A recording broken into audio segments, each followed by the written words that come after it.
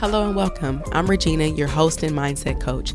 This is the Moms Who Achieve podcast, where we discuss motherhood, mindset, money, and everything in between to equip first-generation change makers with the tools they need to create the lives they want and deserve by managing their minds and taking massive action.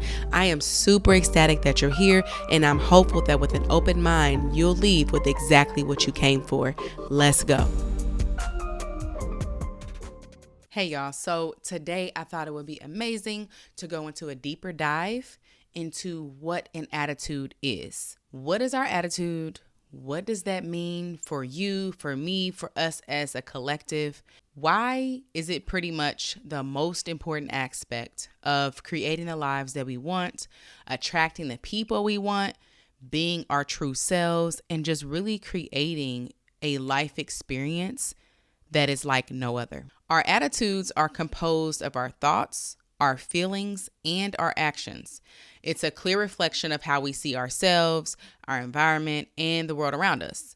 Napoleon Hill defined our attitude as a state of mind which the individual must create and maintain by methods of his own choice, by operations of his own willpower, based on motives of his own adoption. Now, I just said a mouthful, so I'm going to go back and break this sentence apart because it is so powerful in us understanding the power that we have in creating literally our experience here. Because this sentence is so heavy with small things that you can miss if you're not paying attention. Because he tells us, one, our attitude is a state of mind.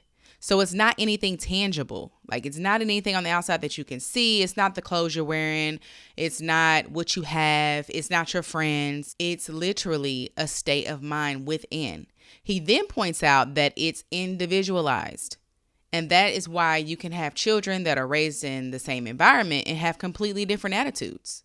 That's why there's millions and millions of people here, and not one of us think alike. We all have different states of mind. But I love how he pointed out that it is created by that person, right?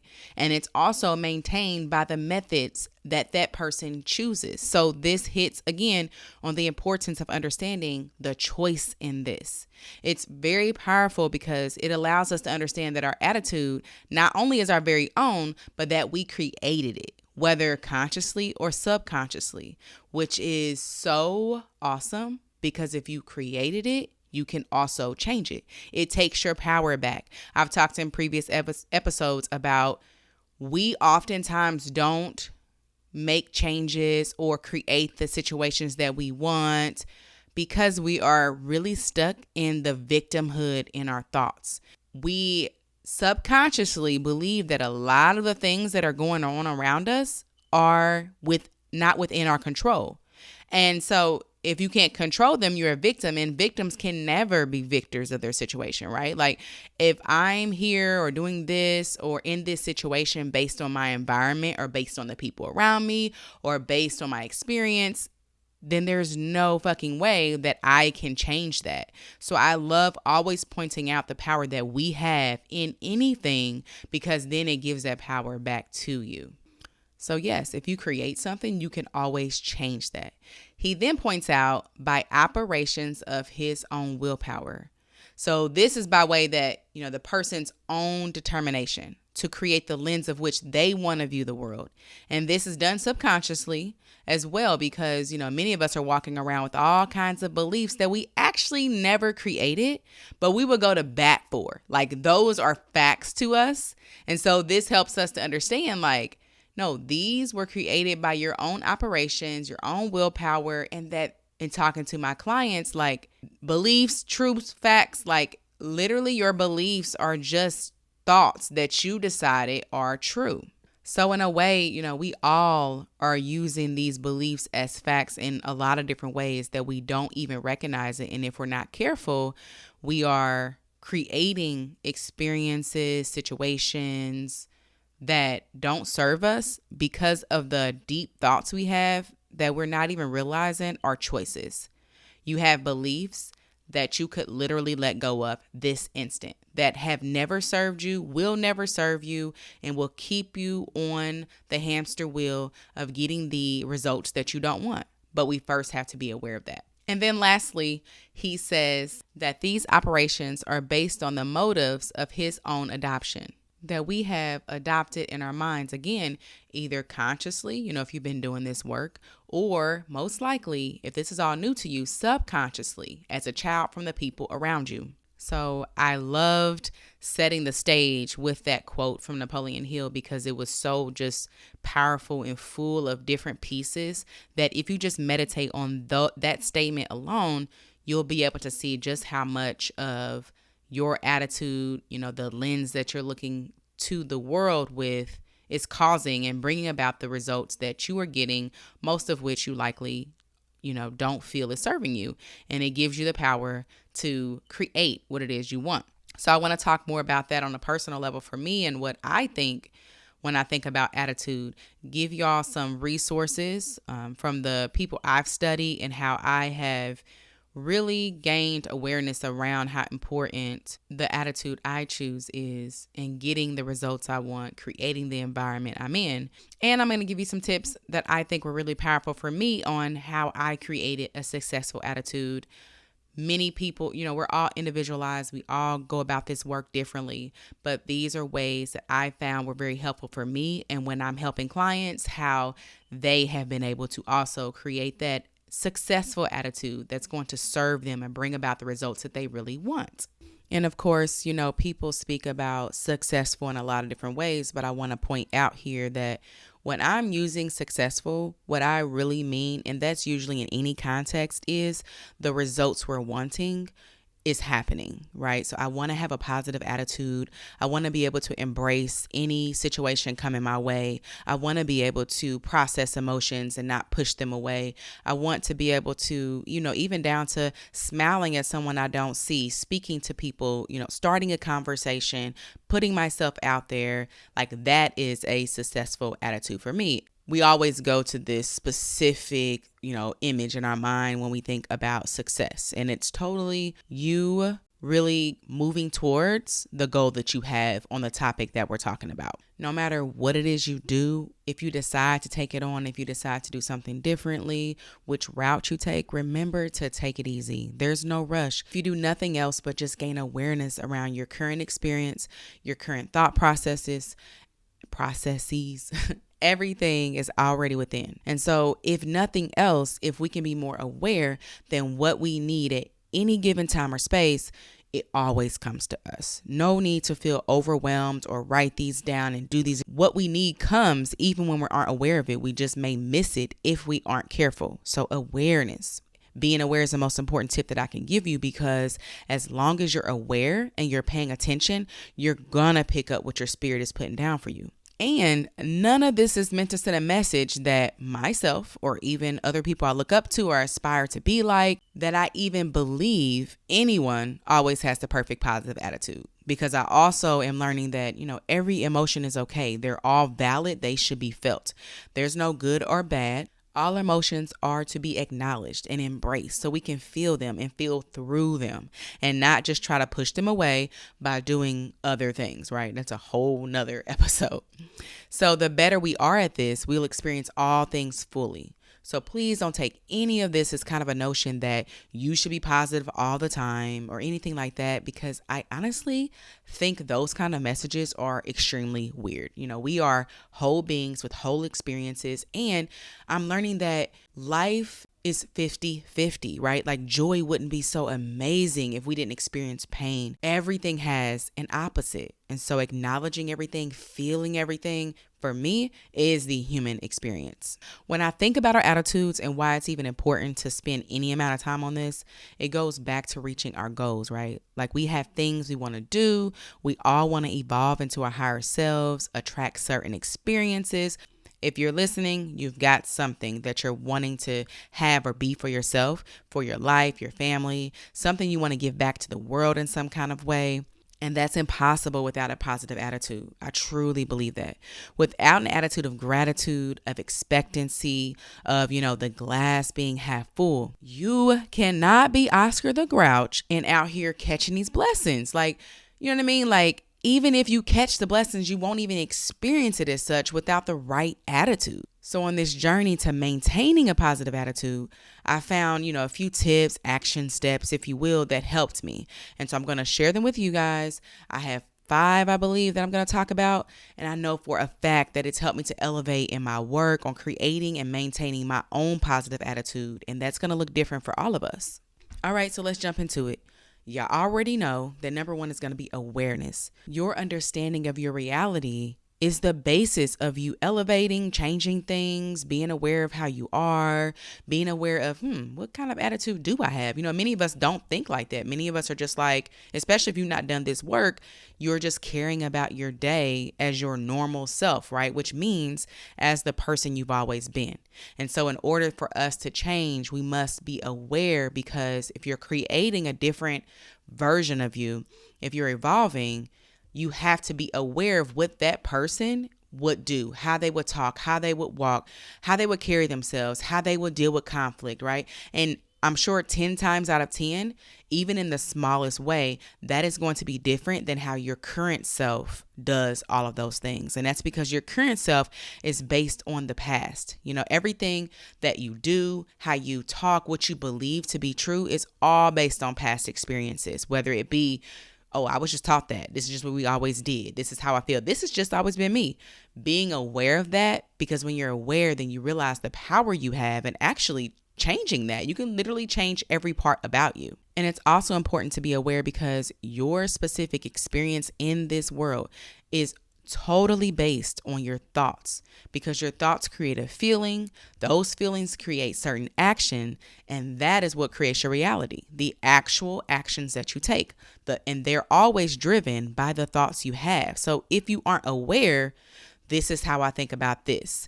This is what I think about this person, that person, these kinds of people, these situations, these careers. Like if you're not aware of those initial thoughts, like how can you troubleshoot? Why do I do these things? Why do I act like that? Why do I respond that way to this? I mean, you can't, because you have to kind of go deeper and figure out where that is coming from. And being aware also helps you to realize that your reality is literally just what you perceive to be true. It's what you have decided is true. Same kids, same household, and they have different experiences, right? Because that's their own reality. You could be someone in your family where they all behave a certain way, they think a certain way, and you're totally different. That boils down to your thoughts about things, how you feel about things, your awareness around that. And so when we learn that our reality, right, like what we believe to be true or fact is really not fact at all, we can let go of this need to be right. Right. We can, I feel like lots of conversation, like, for example, politics, religion, parenting, those bigger concepts. We oftentimes, especially in big groups, or if you see it on social media, like get into these big old fights about these things. And it's because everybody has to be right. My way is the right way. And I experienced this, years ago when I first started questioning my beliefs around a lot of different things. And I realized, these aren't actually my beliefs. They came from my experience. I was told that this was true, and damn it, it may not be. Oh, wow, it doesn't have to be. Oh, I get to create what's true. And so starting questioning everything. But before I did that, like I would cut off situations, cut off conversations. Like, no, like I'm not trying to hear anything outside this box because this is right and this is what it's supposed to be. And if you're not doing it, you don't believe it, you're fucking wrong. But as I realized, whoa, my beliefs, quote, my facts are literally just sentences that I chose are true, and I can change those anytime. Like I just get super excited thinking about it, because if we can just understand this basic concept, we would just pull so much power back.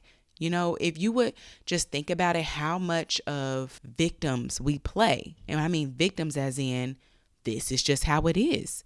This is how it's always been. I can't change this, because if you think of something as fact, how can you change it?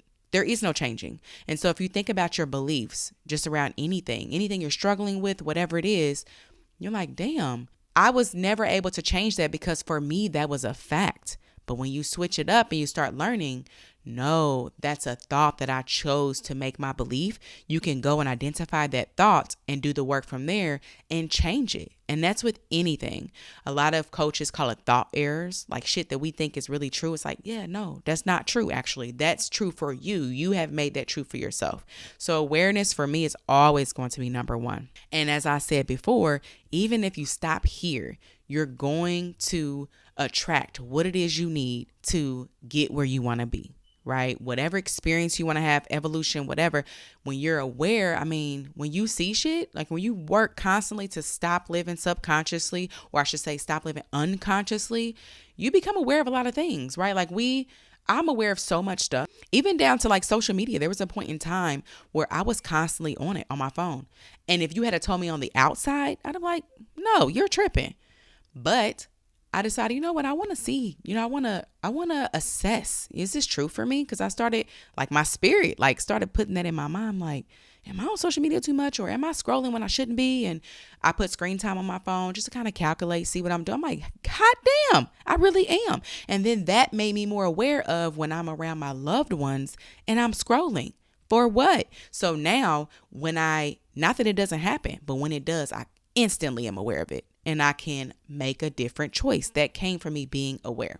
The second one, I feel like when you become aware of something, if you want to focus on something specific or maybe whole, however you want to do this, your instant reaction is change. I'm going to just change that. Well, what are we going to change it to?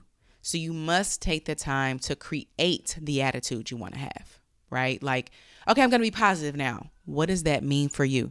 Take some time, journal. What area do you feel like your attitude is not serving you? And journal how you want to show up there. There has been amazing research that proves, not suggests, proves that when we write, we can convert that to actual facts, right? Like actual experiences. Because as you're writing, there's something about like writing, thinking at the same time, like the whole point, journaling is where it's at. And it doesn't have to be 1,000 pages a day, right? Even if you journal a few minutes a day. But what I like to do, and I still do, I'm constantly evolving, right? So I didn't create this attitude and that's just it. That's my attitude forever, right? Because as I level up and I experience different people, situations, places, I have to evolve, right, as a person. So number one, let me slow down. I'm getting passionate, and when I do, I talk way too fast. That's one thing I have picked up on since podcasting. I see exactly what people are talking about, like, whoa, chill out. You want to create the attitude that you want to have. You want to really write this story. How do I show up in conflict? What is my baseline attitude when I wake up in the morning? How do I want to address people? Like I would literally answer these questions, right? How do I want to deal with quote unquote negative situations? How do I want to address my children in good times, in times where they're frustrating me? When I experience frustration, I want to, whatever. And remember, we don't want to get rid of negative emotions. We just want to have and create an attitude that is serving us. So answer the questions of how you want to show up with yourself when you hear your thoughts, that critical part of you, when it is saying things to you or make you want to be negative towards yourself. Like, how do you want to deal with that? How do you want to deal with someone else at work in your experience around you that is having a hard time and maybe taking that out on you? What energy do you want to bring to new places where there are new faces, people you do not know? Like, ask these questions and just journal about that. What does a positive attitude look like to me? Why is it important to have a positive attitude? How does that serve me? How does that serve the people around me? How does that serve the world? Answering these questions will help you understand how important it is, and it further drives the awareness that you'll have when you aren't resembling the positive attitude that you want to have, because it's going to happen. This is like an ebb and flow situation. We're not going to always have it together, but if we are aware, we know what attitude we want to have. When something else shows up, we can quickly adjust. The third tip is something called visioneering. I'm going to find a really good YouTube video for you to watch to help explain visioneering, because that's a whole episode in itself as well. But basically, our imagination is so powerful, and we're taught that that's for children. having this creative imagination and making up these stories and, all the things that kids do, like they get into that play mode and they're super immersed in that's a kid thing. And so unfortunately, I personally believe it happens in school. When we start going to school, you get less and less time for that. They don't make room for that. And I mean, it could happen at home as well, but any place with that schoolish mindset, I really feel like that is where our imagination is really kind of stomped out of us as we get older. But it's really one of the best modalities to creating the life you want. It's actually one of our 6 higher faculties, and many of us don't use it at all. We get real analytical and we use, that logical side of our brain. We don't really tap into, I think that's the right side so much. But this is where the power lies, because our minds literally create a reality. So if you can visionize what it is you want, and that looks like you've already created the attitude you want, you have this person, this higher self of yours that you're evolving into. The more that you can imagine that, the more that you can be in that space, the more it becomes reality. So you want to see, feel, and be completely immersed in that person you want to be. For some, that looks like meditating and just, sitting quietly, thinking of this person, or you can think of a certain situation and you see yourself responding in a certain way that you've not yet grasped, and doing it every day. There's like ways that you can record yourself talking about this new person as first person and listening to that while you're sleeping. Self-hypnosis is really what that is. And I talked about that in previous episodes. But you visualize what you want, and then you imagine it. You create this story and you really get into it, because when we feel something, it becomes reality. Our emotions, those feelings we have, are just vibrations, and they bring things into our experience. You become that of which you visionary. I love talking about this experience and it. I love listening and watching people's stories on what it's done for them. And I feel like it's a fairly new concept. Not many of us are aware of it. But again, once you become aware, you can't push it back. So I'm going to include a link for you. Watch it and practice it. See how it feels for you. I would love to know how this goes for you and how it served you and what you think, what was hard about it, because it is new. If you've not done it, it's very different, especially because, like I said, we've been conditioned to believe that imagination and creativity and daydreaming is something for children, but that's the true power in creating the life that we want. Next, I'm going to talk about the power in being. When we talk about, everybody's heard of law of attraction, but there's actually a law before then, right? So in order to attract something, you must be in vibration for that. So there's a law of vibration. That happens first, because in our, we're all full of frequencies and vibrate. We're all energetic. We energetically connect to everything around us. And so when we are in vibration with something, we can only attract that. So John Canary actually did an amazing job on a conference I was listening to, on explaining, like, you cannot have something until you be something. So if I'm talking to you about, I want to be a public speaker and I want to speak to lots of people and give value and serve the community, I will never have that experience until I am that. So that looks like me walking, talking, carrying myself as the person who public speaks. It's not some far out thing. So you want to act like the exact attitude that you created for yourself. This is training your brain, changing your thoughts, which creates a different feeling for you and then brings different results. We must act, look, and feel like who we want to become. There's a really good YouTube video that my friend Shania sent me, and I really like her page, and she talks about this, like us being what it is we want to attract, and speaking about, like, oftentimes when we talk about manifestation or we talk about attracting something we want, like, why is it not here yet? Why is it not, this and that? And it's like the person who already has that wouldn't even be bothered with that, right? Like, literally, say you want to be a millionaire. You're the whole point of being, the law of vibration is, how would you act if you were a millionaire? What would you think? What decisions would you make? That is so powerful, because what it does is it taps into your higher self. Everything you need is already here. Your higher self is already here. And when we think from that person, we behave as that person. I want to be an amazing life coach. I want to really create spaces for my clients where they tap into everything already within by asking questions, by sharing space, holding space for them. What kind of questions would that person ask? What kind of energy would I bring to a call? How would I speak to my clients? How would I speak to people around me? If I want to grow my coaching practice, if I want to, have a full coaching practice and have it as a full-time gig, right? That is what I do for a living. How would I attract the right people into my world? It would start with me putting myself out there, right? Me getting to know more people. Literally, when you think of that person, I want to be healthy and fit. I want to be X amount of pounds.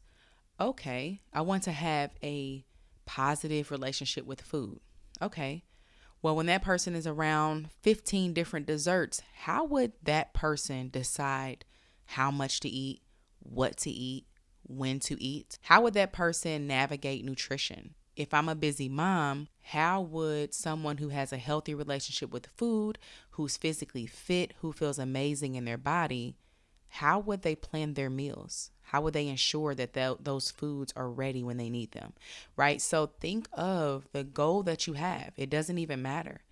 I want to have a open relationship with my children where they talk to me about anything that's bothering them. They come at me with any issues they have with me or whatever. That doesn't just happen. How would a mother like that show up for her children in times where it's difficult? How would I show up in the morning when I first see them? How would I show up when we have alone time? How would I create alone time? How would I handle when they piss me off? How would I handle when things aren't going so great? In your relationship, same. Just think of any goal that you have and think of the person. And you have the answer. That's the beautiful thing. You already have the answer within.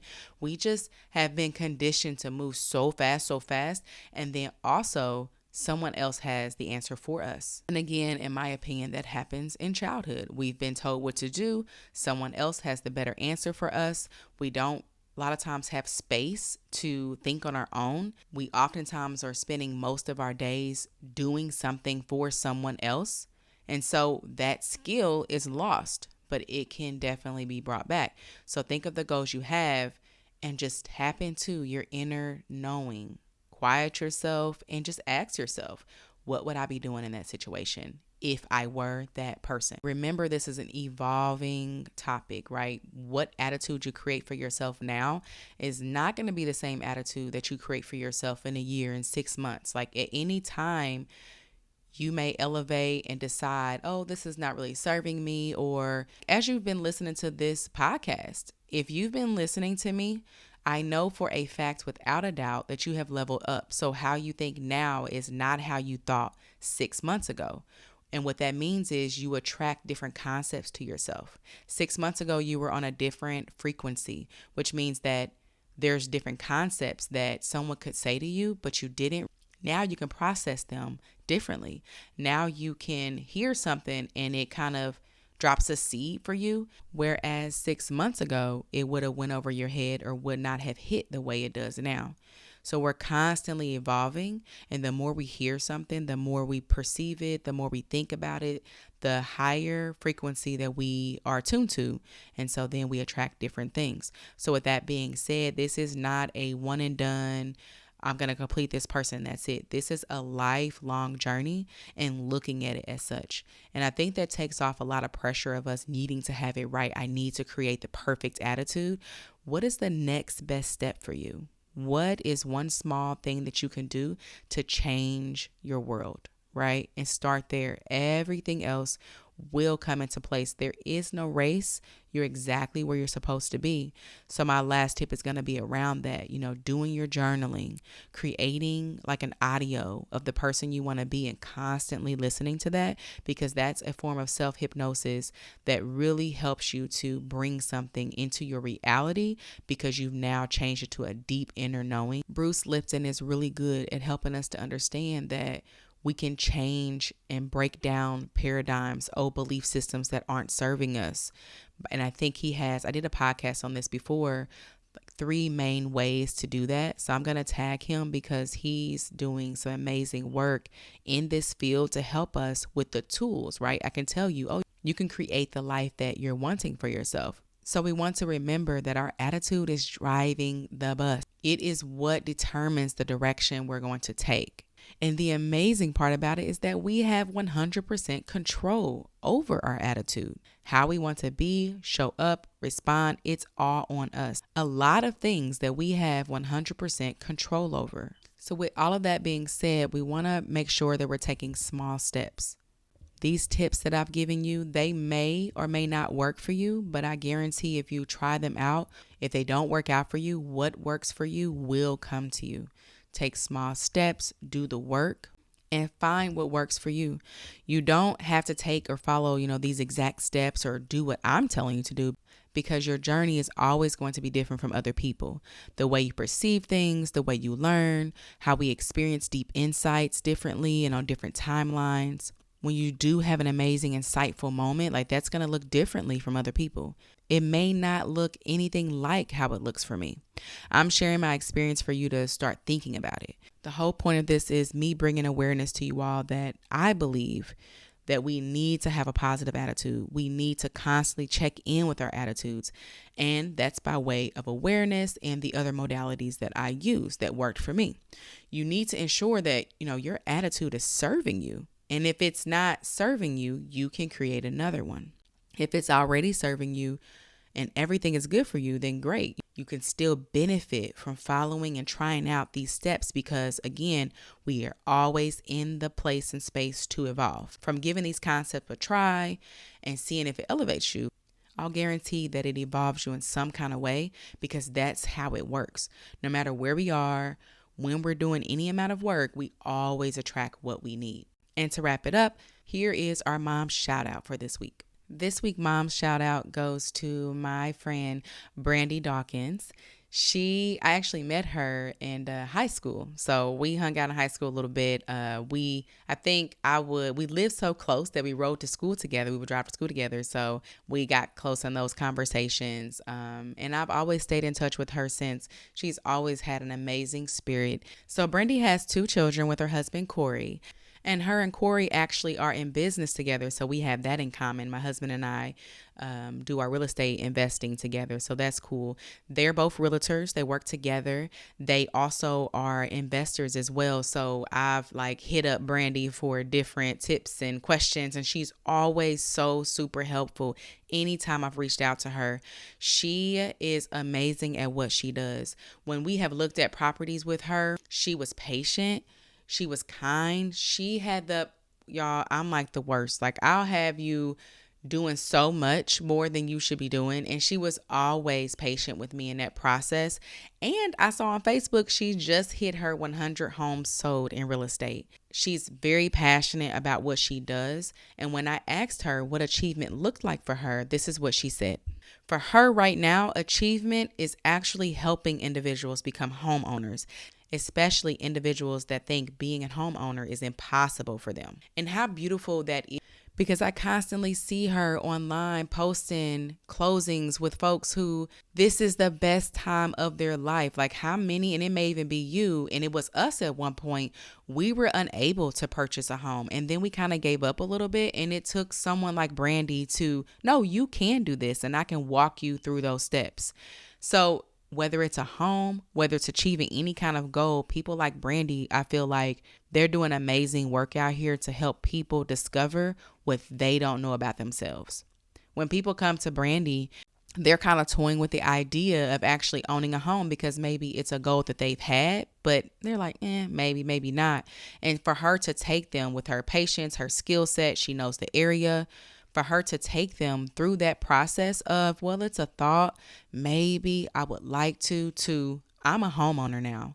That's amazing. And that can be used metaphorically for anything, even in this work. When you think, oh, I couldn't be that kind of parent, I would like to be, but, and then you go to being that, that was my experience.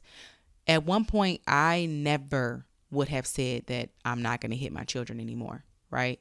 So just an example of how you can go from a thought of something you want it to be to actually being that person. So I love that Brandi is using her skill set serving the community by way of helping people to actually gain a piece of real estate when they didn't think they could. I love that. So thank you, Brandi, for everything you're doing. I'm going to tag all of her links for y'all. If y'all are in the Indianapolis area, and I believe she's also working in Georgia, her and her husband will get you together. I know from personal experience. Make sure you hit her up, have a conversation. I constantly am seeing her post about people closing. She really dedicates herself to finding you exactly what you're looking for. And again, y'all know this from personal experience, so check her out. Even if you think, I can never own a home, but I wish I could, reach out to her. Have a conversation. Let her tell you the steps, because oftentimes we just don't understand how to get from point A to B, and she'll break that down for you. That wraps up this week. I hope you found value. Please share with a mom friend, subscribe, and leave a review. This helps this podcast to get into the minds of those who need it most. I would love to hear what you think about the episode. Find me on Instagram and Facebook at Moms Who Achieve. Looking forward to chatting with you next week. Take care.